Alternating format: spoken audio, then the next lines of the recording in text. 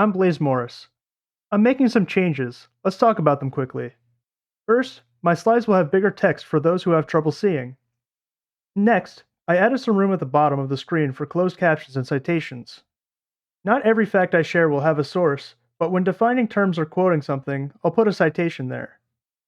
There will also be a works cited slide at the end. You may notice that the space at the bottom also has a pattern. Today's pattern is triangles, because this video is about a very important triangle. To quote myself from a few weeks ago, "Me want good video." Okay, that's all I needed to discuss. What's my time? Guys, don't freak out, but I think that's a world record. Today's lesson is going to be about the CIA Triad, the very first concept you learn about when studying cybersecurity. Usually. CIA, not to be confused with the intelligence agency of the same name, stands for confidentiality, integrity, and availability. They are the three key principles of protecting information and systems. Let's get a definition on screen. It's time for us to use our first source. Confidentiality prevents the unauthorized disclosure of information. It keeps secret information secret. Integrity prevents the unauthorized alteration of information or systems. It keeps our information safe from intentional or accidental changes. Availability ensures authorized users are able to access information and systems when they need them. In this video, I will describe threats and attacks against each part of the triad and ways to prevent them. Understanding both the threats and solutions is crucial to seeing how all three parts of the CIA Triad work together in cybersecurity. First, there's confidentiality. An attack against confidentiality would be anything that violates privacy. Stuff like social engineering, an attack that manipulates someone into giving away their personal information, shoulder surfing, or the act of looking at someone's screen without them knowing.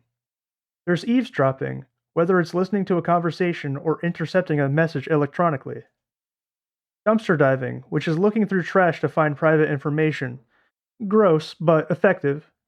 My final example for this slide would be port scanning, the act of looking for open ports to gain access to a system.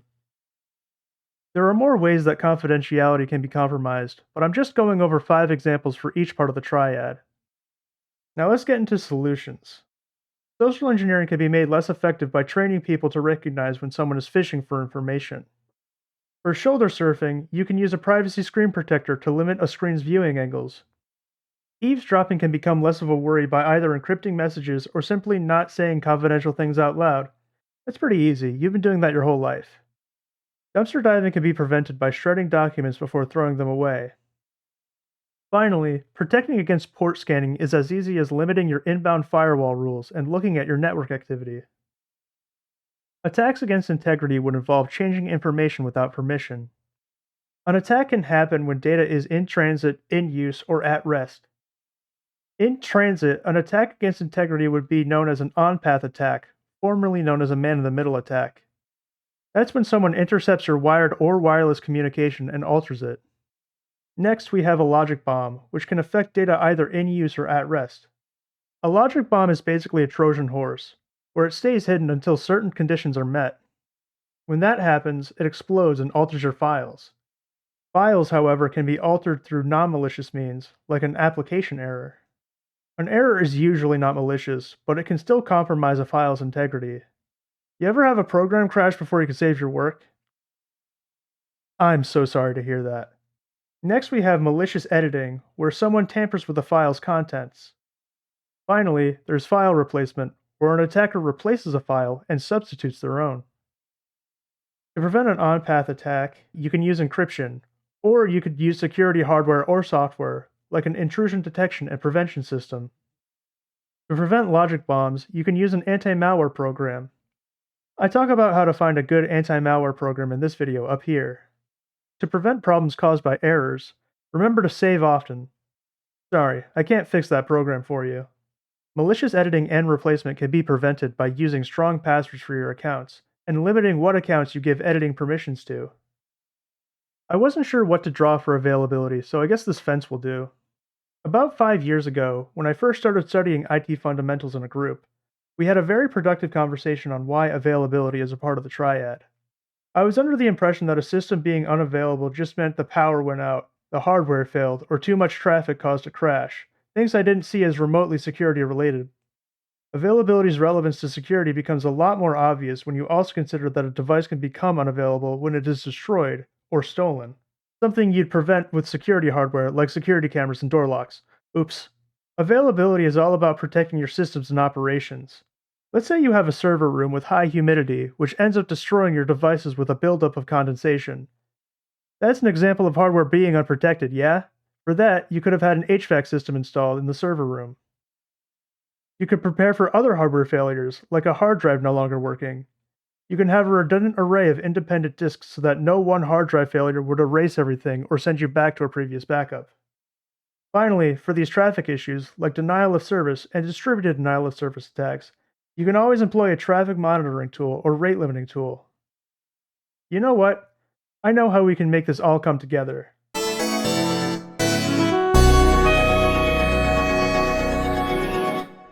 A few days before the script was done, I was asked, how do each of these things affect each other? How is each part of the CIA Triad related? I never really thought about it, but it was such a good question that I needed to delay the release of this video a bit to find a way to tackle it. Here's what I came up with. I will explain one attack, a series of events that threaten every single part of the Triad. You know, it starts with an attack against C, which affects I, how that I affects A, and how that A affects C again. And then we're going to traverse the triangle again in reverse order, with a new example. I call this slide C, I, and A are on good terms. They still talk. Let's start with an example of a stolen account. A data breach leads to someone finding out your email password and changing it.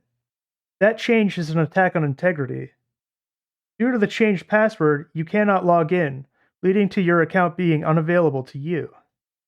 Since you no longer have access to your account, the attacker can now use your account at their leisure and find out more about you by reading your inbox. That's a lack of availability, facilitating a confidentiality attack. This scenario would be devastating, and I imagine it's part of the reason why some email clients require you to authenticate with a prompt on a signed-in device before letting you log in on a new one. Now let's go in the reverse order, starting with availability. Your computer's hard drive is stolen and unencrypted, meaning the data on it can be accessed without a password. This would be an availability attack turned integrity attack, because it's an unauthorized modification of your computer and, in a sense, your permissions. Your account had a password that you'd need to enter in order to access the hard drive, had it still been in your untampered computer. With this change in needed credentials, your personal files can be seen by anyone who has your hard drive. Since you didn't really do backups, some of this private information is exclusively stored on that hard drive, so someone else having it means that you don't anymore. You really should have backed up that file called notmypasswords.txt to another device. Or, better yet, encrypted your hard drive and used a password manager instead of a text file. Here are the sources I used for this video. The definition of the CIA Triad at the beginning was from this first book. The examples of threats against each part of the Triad were from the second.